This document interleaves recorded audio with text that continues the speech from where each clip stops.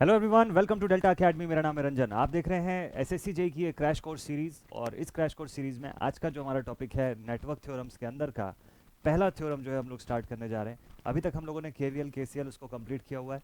Dependent source के questions मैं आप लोगों को करवाऊंगा जल्दी ही, और उससे पहले थ्योरम का पोर्शन जो है उसको स्टार्ट कर रहा हूँ। ठीक है, तो आज का पहला थ्योरम कौन सा होने वाला है इसको देखते हैं, और बिल्कुल शॉर्ट से इस वीडियो के अंदर कंप्लीट करेंगे इस थ्योरम को, क्वेश्चंस लगाएंगे उसके बाद। चलिए, तो आज जिस थ्योरम की हम लोग बात करने वाले हैं that is the Norton's theorem. आज हम लोग इस क्लास के अंदर नॉर्टन्स थ्योरम पढ़ने वाले हैं, देखेंगे नॉर्टन्स थ्योरम को कैसे अप्लाई करना है, और उसका क्या कंडीशन है, एग्जाम में क्वेश्चन कैसा पूछ सकता है, सर्किट के फॉर्म में अगर आपको सॉल्व करना रहा तो कैसे सिंप्लीफाई करेंगे। ठीक है, चलिए let us start with the Norton's theorem. Norton's theorem जो होता है, this Norton's theorem, this Norton's theorem, it is a network reduction theorem. इसको बोलते हैं नेटवर्क रिडक्शन थ्योरम। इसका काम होता है किसी भी गिवन नेटवर्क को रिड्यूस करके सिंप्लीफाइड फॉर्म में लाना। अभी तक आपने केवीएल केसीएल लगाया, सोर्स ट्रांसफॉर्मेशन लगाया, इन सभी के अंदर आपने एक कॉमन चीज देखा होगा कि चाहे कितने भी आप अलग अलग मेथड से आप किसी ब्रांच की करंट, वोल्टेज या पावर फाइंड कर लें, लेकिन किसी भी टाइप के मेथड्स के अंदर आपने ये नहीं देखा होगा कि सर्किट भी सिंप्लीफाई हो रही है।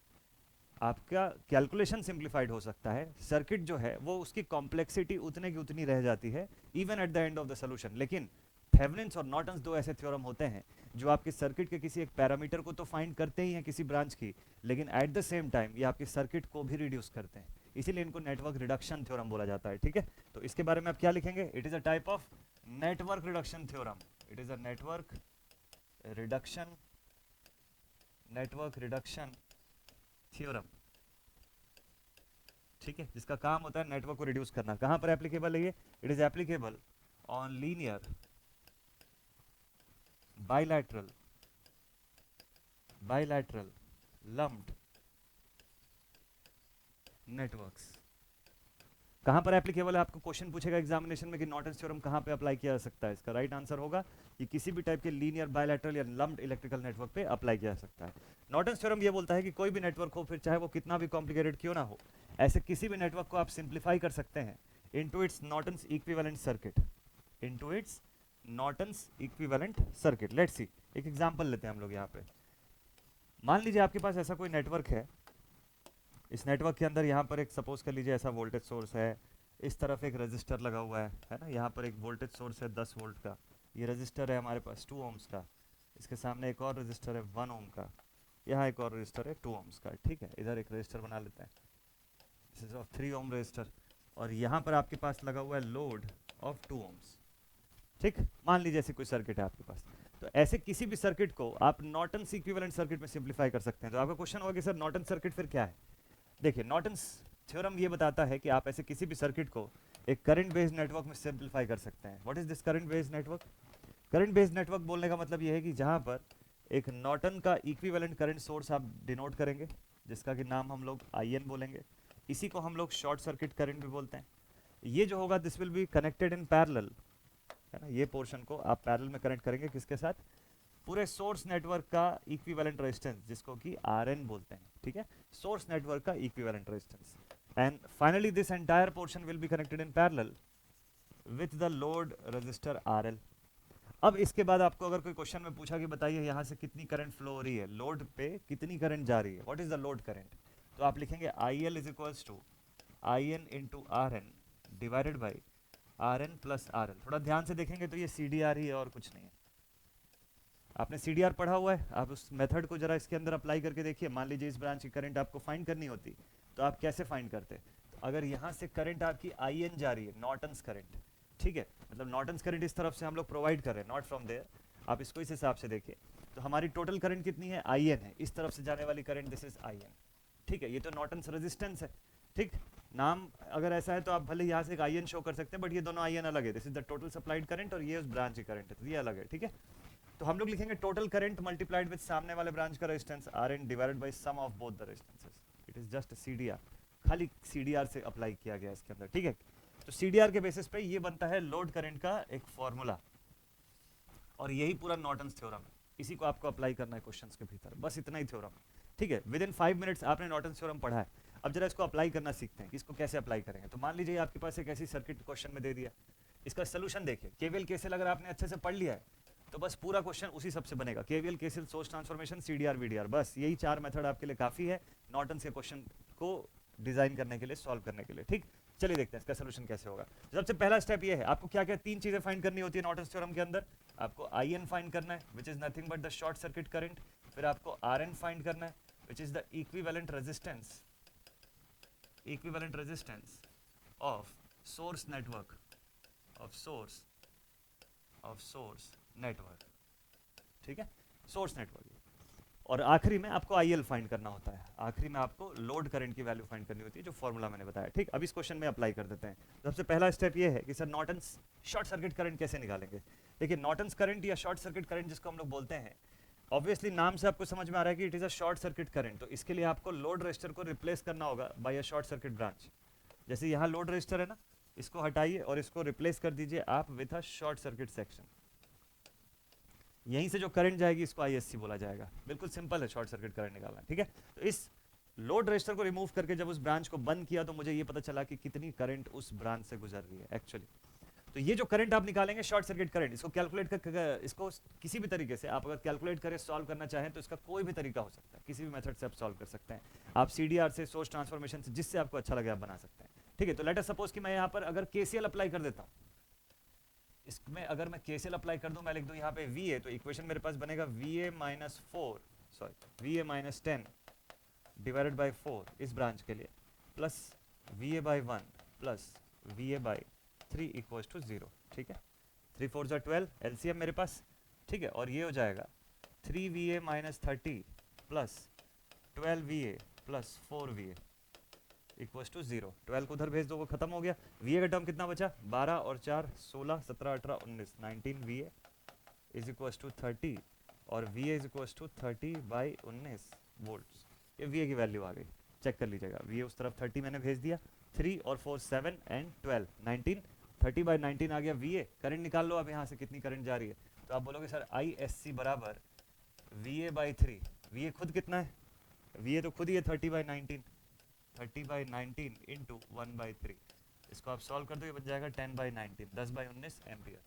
ये आपके पास ISC की वैल्यू आ गई इस क्वेश्चन के अंदर। ठीक, आपको कोई पूछेगा कि सर RSC कैसे निकालना है, मतलब RN की वैल्यू जो है वो कैसे फाइंड करना है, नॉर्टन्स रेजिस्टेंस।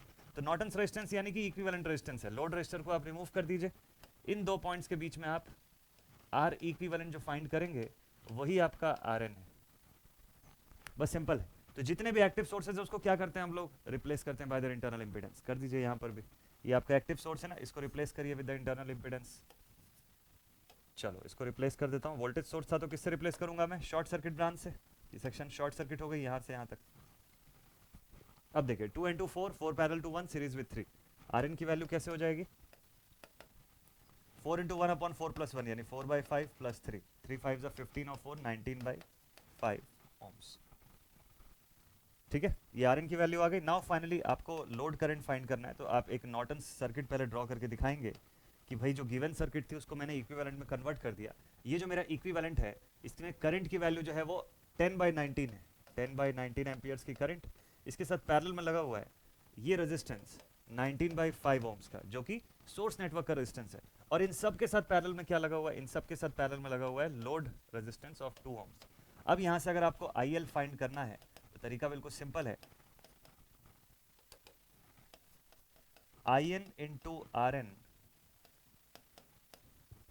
देख लीजिए 19 by 5 है ना, IN into RN upon RN plus RL। 19 19 cut गया, ये दोनों हट गया यहाँ से। चलो इसको मान लो अभी के लिए 10 by 5 रख लेते हैं, तो इंटू 5 to 10 और 19 29, तो this is 5 by 29, so this will be finally 10 by 29 ampere. This is your answer. एकदम लगातार सॉल्व कर सकते हैं आप इसको, बिना रुके एकदम नॉन स्टॉप फटाफट सोल्यूशन आप इसका बना सकते हैं, even without the use of calci. बड़े क्वेश्चंस में कैलकुलेटर की जरूरत पड़ सकती है, बट एसएससी के जैसे पेपर में कैलसी की जरूरत नहीं पड़ेगी आपको। बस एक चीज का ध्यान रखिएगा, मोस्टली क्वेश्चंस को फ्रैक्शन में जितना सॉल्व करेंगे उतना बेनिफिशियल रहेगा, फटाफट से आपसे सॉल्व होता जाएगा। ठीक है, तो इंपॉर्टेंट है कि पूरा स्टेप आपको समझ में आया कि नहीं आया, पूरा मेथड। ISC कैसे निकाल रहे हैं, लोड रेजिस्टर को रिप्लेस कर रहे हैं शॉर्ट सर्किट से, रिमूव नहीं कर रहे हैं हम लोग। ठीक है, उसको रिप्लेस किया विद शॉर्ट सर्किट ब्रांच, तो हमको शॉर्ट सर्किट करंट मिल गई इस पूरे पोर्शन की। नेक्स्ट उसके बाद हमको RN की वैल्यू फाइंड करनी है, equivalent Norton's resistance. Equivalent resistance तो वही होता है, नाम भले आप कुछ भी रख दो, नॉर्टन्स बोलो, थेवेनिन्स बोलो, बट कैलकुलेट करने का तरीका इज ऑल सेम, कि आप लोड रजिस्टर को रिमूव कर दिए, वो जो 2 ओपन पॉइंट्स बचे इसी के बीच में इक्विवेलेंट निकाल दिया आपने, वही हो जाएगा आपके पूरे सर्किट का नॉर्टन्स इक्विवेलेंट रेजिस्टेंस। बस ध्यान रखिएगा कि जितने एक्टिव सोर्सेज होंगे सबको रिप्लेस करना पड़ेगा बाय देयर इंटरनल इंपेडेंस। तो सोर्सेज जहां पे मैंने आपको बताया वहां पे मैंने इसका तरीका बताया कि हर सोर्स का इक्विवेलेंट इंपेडेंस कितना होता है, ठीक है। तो उस तरीके से आप सिंप्लीफाई करिए, क्वेश्चन आपका हो जाएगा solve. This is all about the Norton's theorem. इतना ही छोटा सा नॉर्टन्स थ्योरम था। चलिए अब आपको मैं क्वेश्चन करवा देता हूं जल्दी से, इसलिए मैंने बोला आपको बिल्कुल शॉर्ट से वीडियो में आपको नॉर्टन्स का कंसेप्ट बता दूंगा पूरा। अब ये क्वेश्चन है, बोलता है कि the Norton's current is equal to the current passing through the dash circuited dash terminals. Norton's current IN जो है कैसे सर्किटेड कैसे टर्मिनल से हम लोग फाइंड करते हैं, तो आउटपुट टर्मिनल जो होता है हमारा लोड वाला जो साइड होता है उसी को रिप्लेस करते हैं with a short circuit branch. तो मतलब यहां पे शॉर्ट सर्किटेड आउटपुट टर्मिनल्स होना चाहिए, short circuited output terminals. Option B should be your right answer. बन जाएगा ऐसा क्वेश्चन। थ्योरेटिकली इस तरीके के क्वेश्चन पूछते हैं। इसके अलावा भी आपको ये हो सकता है कि ये पूछ ले कि लीनियर सर्किट पे एप्लीकेबल है कि नहीं, नॉन लीनियर पे एप्लीकेबल है कि नहीं। एक सर्किट जो है वो पीएन जंक्शन डायोड्स को मिला करके बना हुआ है, क्या उस पर नॉर्टन्स थ्योरम लगेगा या नहीं लगेगा, ऐसे क्वेश्चन आपसे पूछता है, ठीक है। इस टाइप के क्वेश्चन के लिए भी हमको प्रिपेयर्ड रहना है। और कभी कभी आपको ऐसा न्यूमेरिकल क्वेश्चन पूछेगा। चलिए इसको जल्दी से सॉल्व करते हैं।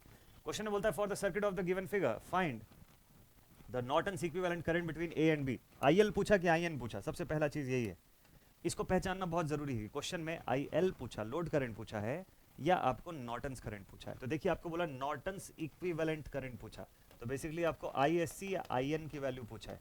वैसे भी एक बात ध्यान रखिएगा, जब तक लोड रजिस्टर नहीं गिवन होगा लोड करंट नहीं निकाल सकते आप वहां से। लोड रजिस्टर का नॉन वैल्यू का होना जरूरी है, ठीक। चलिए तो अब हम लोग यहां से IN देखते हैं कैसे फाइंड होगा। तो A और B के बीच क्या करना चाहिए, ओपन या शॉर्ट, शॉर्ट करना चाहिए।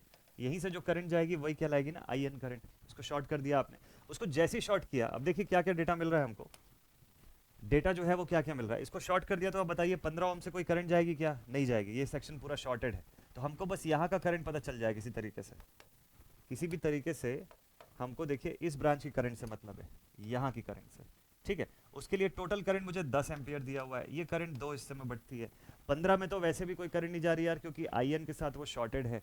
तो इसका मतलब 10 एम्पियर जो है वो 2 हिस्से में बट रहा है। 5 एम्पियर इधर जा रहा है, 5 एम्पियर इधर जा रहा है। बराबर हिस्से में क्यों बटा, क्योंकि बराबर लोड लगा हुआ है दोनों तरफ पे। ये 15 का तो एग्जिस्टेंस ही खत्म हो गया।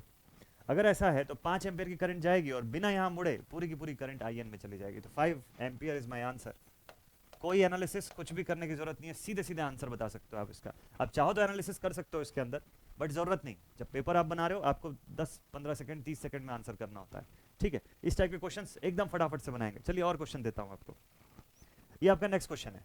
ये बोलता है for the circuit of the given figure find the Norton's equivalent current again between A and B.